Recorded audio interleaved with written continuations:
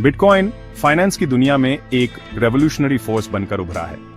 इसे 2009 में साटोशी नाकामोटो नाम के एक एनोनिमस इंडिविजुअल या ग्रुप ने दुनिया के सामने पेश किया था। बिटकॉइन एक डिजिटल करेंसी है। इसका मतलब है कि यह सिर्फ इलेक्ट्रॉनिक फॉर्म में ही एग्जिस्ट करता है। यह किसी भी सेंट्रल बैंक या गवर्नमेंट कंट्रोल के बिना इंडिपेंडेंटली ऑपरेट करता है। यही डिसेंट्रलाइज्ड नेचर इसे ट्रेडिशनल करेंसीज से अलग बनाता है। बिटकॉइन ट्रांजैक्शंस एक पब्लिक लेजर में रिकॉर्ड की जाती हैं, जिसे ब्लॉकचेन कहते हैं। यह लेजर ट्रांसपेरेंसी और सिक्योरिटी इंश्योर करता है। ब्लॉकचेन को दुनिया भर में फैले कंप्यूटर्स के नेटवर्क द्वारा मेंटेन किया जाता है। इस डिस्ट्रीब्यूटेड नेटवर्क की वजह से किसी भी सिंगल एंटिटी के लिए बिटकॉइन ट्रांजैक्शंस को मैनिपुलेट करना बहुत मुश्किल हो जाता है। बिटकॉइन की लिमिटेड सप्लाई एक की फीचर है जो इसे ट्रेडिशनल फिएट करेंसीज से अलग करती है। ट्रेडिशनल करेंसीज, जिन्हें एंडलेसली प्रिंट किया जा सकता है, के अनलाइक बिटकॉइन की मैक्सिमम सप्लाई 21 मिलियन कॉइन्स है। यही स्कैर्सिटी इसकी वैल्यू में कंट्रीब्यूट करती है और इसे इन्वेस्टर्स के लिए एक डिजायरेबल एसेट बनाती है जो इन्फ्लेशन से बचने का रास्ता ढूंढ रहे हैं। नए बिटकॉइंस क्रिएट करने के प्रोसेस को माइनिंग कहते हैं। इस प्रोसेस में powerful computers complex mathematical problems solve करते हैं। माइनर्स को नेटवर्क को सिक्योर करने के एफर्ट्स के लिए बिटकॉइन से रिवॉर्ड किया जाता है। माइनिंग प्रोसेस एनर्जी इंटेंसिव है, लेकिन बिटकॉइन ब्लॉकचेन की इंटेग्रिटी और सिक्योरिटी मेंटेन करने के लिए यह एसेंशियल है। बिटकॉइन के पीछे की टेक्नोलॉजी इनोवेटिव और कॉम्प्लेक्स दोनों है। यह ब्लॉकचेन नाम के कॉन्सेप्ट पर बेस्ड है।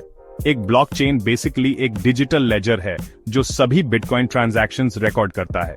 इसे ब्लॉक्स की एक चेन की तरह इमेजिन करें, जहां हर ब्लॉक में मल्टीपल ट्रांजैक्शंस का रिकॉर्ड होता है।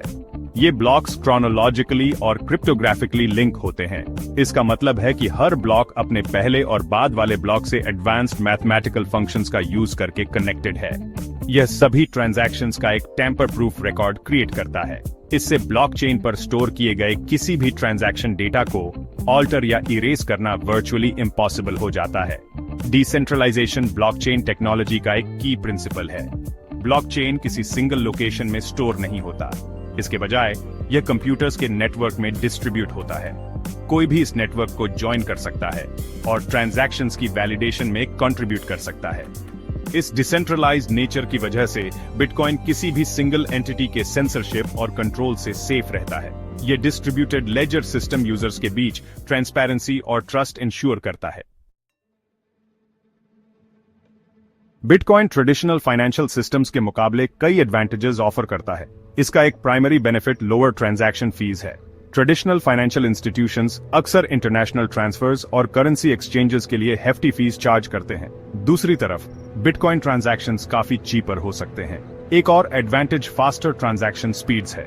Bitcoin transactions traditional bank transfers के मुकाबले बहुत फास्टर प्रोसेस किए जा सकते हैं, खासकर इंटरनेशनल पेमेंट्स के लिए। ऐसा इसलिए है क्योंकि बिटकॉइन ट्रांजैक्शंस को ट्रेडिशनल बैंकिंग सिस्टम्स जैसे इंटरमीडियरीज और क्लियरेंस प्रोसेसेस से नहीं गुजरना पड़ता। अपने एडवांटेजेस के बावजूद बिटकॉइन को चैलेंजेस का भी सामना करना पड़ता है। एक सिग्निफिकेंट चैलेंज इसकी प्राइस वॉलेटिलिटी है। बिटकॉइन की वैल्यू सिग्निफिकेंटली फ्लक्चुएट कर सकती है। यह वॉलेटिलिटी इसे कुछ लोगों के लिए, खासकर उन लोगों के लिए जो इसकी वर्किंग से अनफेमिलियर हैं, एक रिस्की इन्वेस्टमेंट बना सकती है।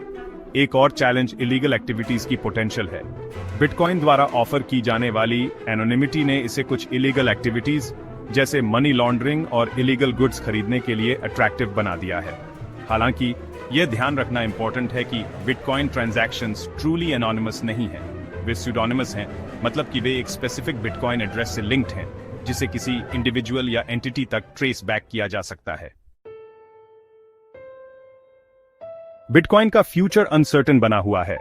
कुछ एक्सपर्ट्स का मानना है कि इसमें फाइनेंशियल इंडस्ट्री में रेवोल्यूशन लाने की पोटेंशियल है। वे इसके डिसेंट्रलाइज्ड नेचर, सिक्योरिटी फीचर्स और लोअर ट्रांजैक्शन कॉस्ट्स की पोटेंशियल की ओर इशारा करते हैं। दूसरे लोग इसके वॉलेटिलिटी और इलीगल यूज की पोटेंशियल का हवाला देते हुए स्केप्टिकल बने हुए हैं। दुनिया भर की गवर्नमेंट्स बिटकॉइन को रेगुलेट करने के तरीके पर विचार कर रही हैं। कुछ कंट्रीज ने इसे अपना लिया है। क्रिप्टो बिजनेसेस के लिए फेवरेबल रेगुलेटरी एनवायरनमेंट्स क्रिएट कर रहे हैं। दूसरों ने फाइनेंशियल स्टेबिलिटी पर इसके पोटेंशियल इंपैक्ट के बारे में कंसर्न्स एक्सप्रेस करते हुए अधिक कॉशियस अप्रोच अपनाया है। अनसर्टेनिटीज के बावजूद बिटकॉइन ने निस्संदेह पैसे और फाइनेंस के बारे में हमारे सोचने के तरीके में एक रेवोल्यूशन ला दी है।